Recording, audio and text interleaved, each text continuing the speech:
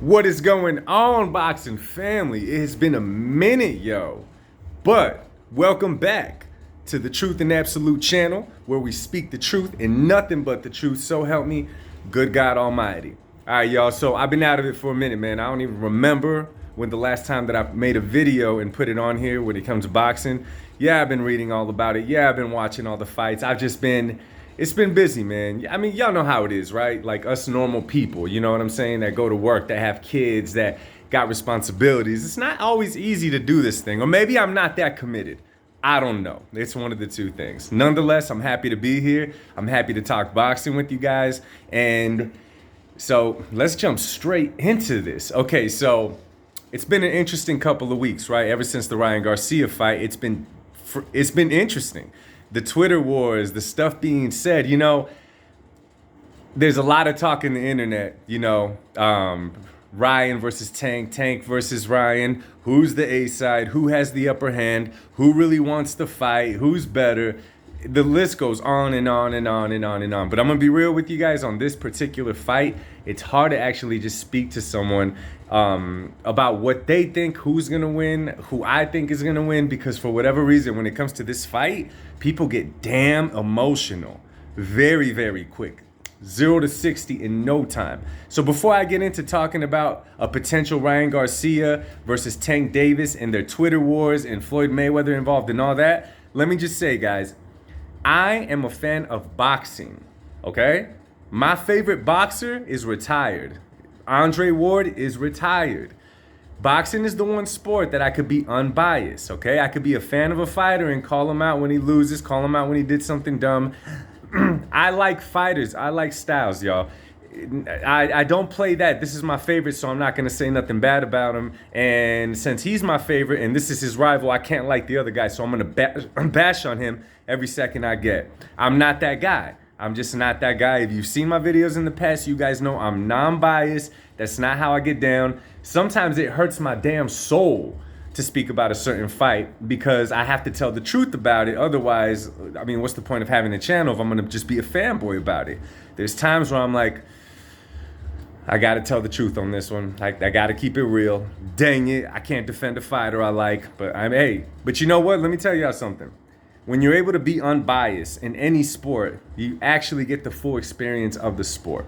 If it's only your guy that you're rooting for and you hold on to it no matter what and you hate anyone that calls out his name, you're not going to understand the sport. You're not going to get the most out of the sport of boxing. So let's begin.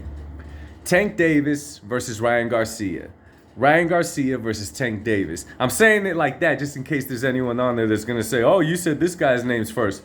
Y'all might think that sounds silly, but there's really dudes out there that'll get mad if I said Ryan first or Tank first. It's crazy.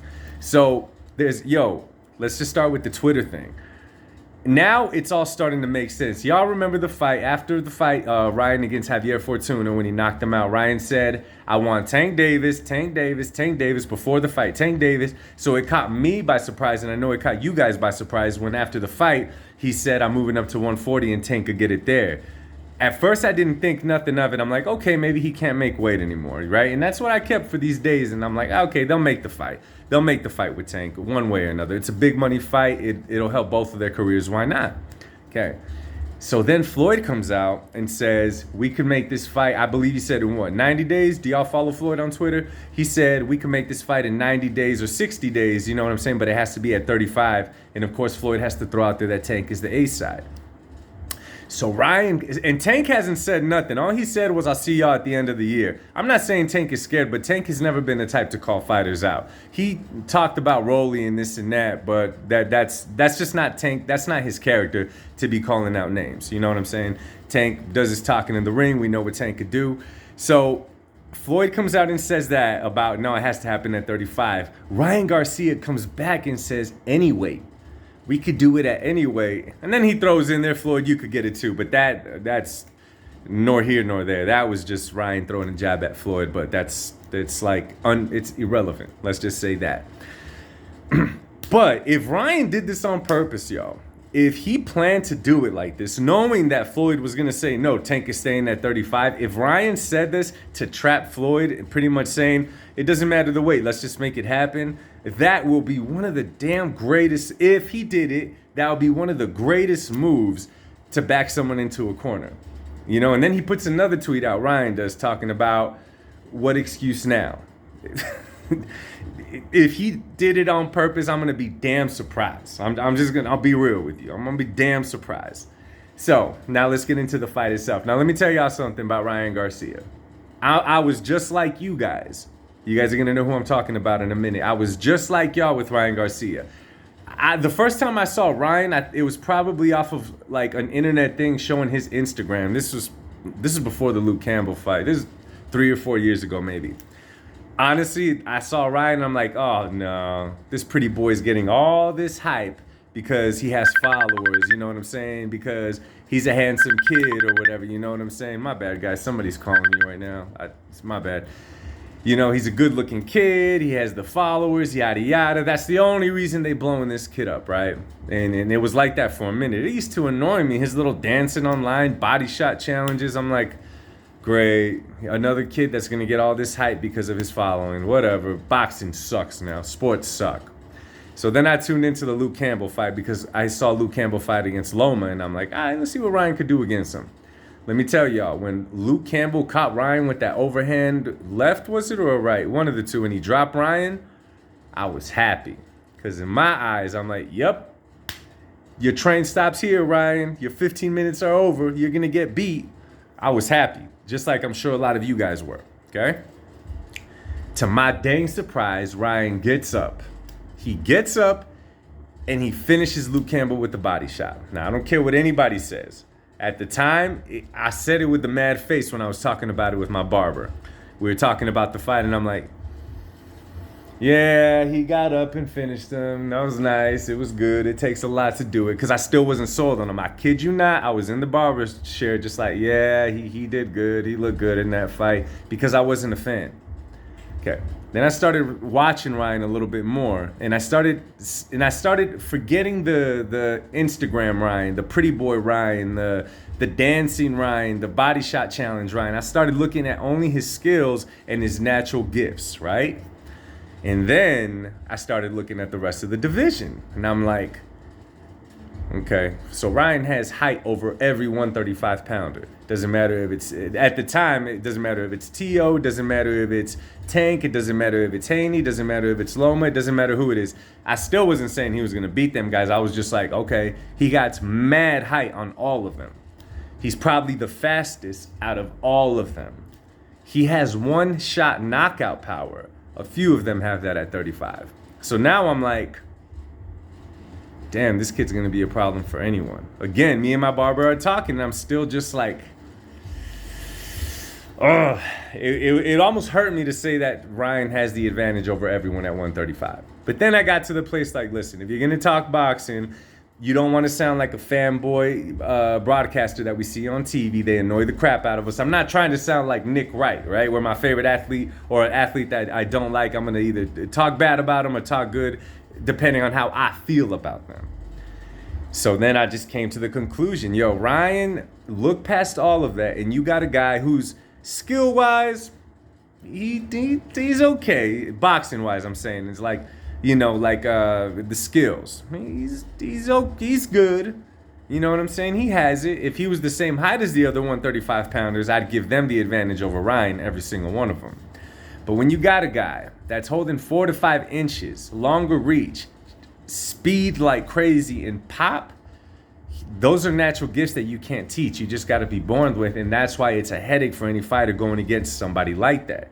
I've said this in the past. They once asked Roger Mayweather who could beat Floyd Mayweather Jr. in the ring. Roger said it would have to be somebody that almost matches Floyd boxing and is bigger than Floyd. Because being bigger and someone that knows how to fight tall is something that you can't teach. You can't get a fighter and teach him to be tall. He's either born with it or he's not, just like power, knockout power. You could teach someone how to be physically stronger, but as far as knockout power, you have to be born with it, okay? Then you got my man Tank Davis. You got my man Tank, who's a very skillful fighter, who's a southpaw, who's very quick as well, he could knock you out with one shot, as we saw him do against Rolly. Skill-wise, Tank is better than Ryan. right? Skill-wise, he has him there. But that's the only advantage that Tank has over Ryan, guys. Listen to me, okay? Don't get in your feelings, just spit the truth. Ryan is taller than Tank by a good amount. His reach is longer by a decent amount. He's just as fast, if not faster than Tank. He has one-shot knockout power just like Tank. He's not as skillful, but you guys got to remember in the ring how that looks. That's scary for anyone, and Ryan fights tall, okay? If they were the same height, I would pick Tank all day against Ryan Garcia. But because of the natural God-given, advantages that Ryan has, I favor Ryan to beat Tank. I hope I explained that to y'all why I do that. If you're betting, y'all, this is how, I'm not encouraging y'all to bet. That's not what I'm doing.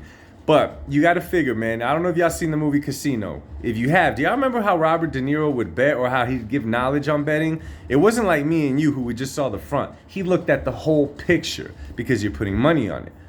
If you really want to watch boxing and be logical about it, look at the whole picture of a fight, not just what benefits your fight or highlights your fight or the one that you're a fan of. No, look at the sport itself, okay? Then you hear a lot of chat out there that Ryan doesn't deserve a shot at Tank. Let me just tell y'all something. I'm going to get that excuse and throw it out the window because we just saw that Rolly got a shot at Tank. Rolly's popular. He has a huge following. I like Rolly. He entertains me. I like him, right? But let's be real, y'all. Has he done anything besides gather a following to deserve a fight with Tank?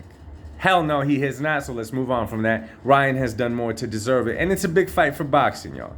So that's how I see it, y'all. I think if they fought, I'm not saying Tank can win the fight. I'm not saying that at all, okay? All I'm going to say is that those advantages, man, I'm just saying, man, I'm 6'4", 6'5", right?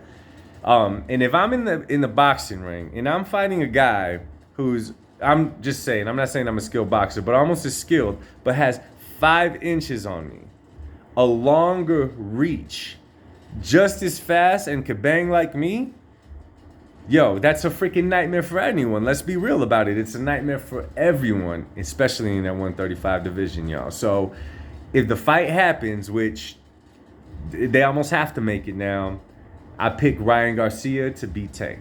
It's not a favorite thing. It has nothing to do with being a fan of the fighters. It has everything to do with what I see both fighters can do. Now, anything could happen in boxing. You can't never say I'm 100% sure this guy's going to win.